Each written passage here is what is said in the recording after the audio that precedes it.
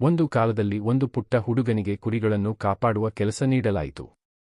ಪ್ರತಿದಿನವೂ ಅವನು ತನ್ನ ಊರಿನ ಹೊರಗಡೆ ಬೆಟ್ಟದ ಮೇಲೆ ಕುರಿಗಳನ್ನು ಮೇಯಲು ಕರೆದೊಯ್ಯುತ್ತನು. ಆ ಹುಡುಗನಿಗೆ ಬಹುಮಾನವಾಗಿ ಸ್ವಲ್ಪ ತಮಾಷೆ ಮಾಡಲು ಇಚ್ಛೆಯಾಯಿತು.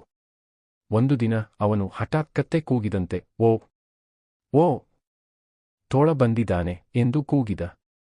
ಆತನ ಕೂಗು ಕೇಳಿದ ಊರಿನ ಜನರು ಓಡಿ ಬಂದರು.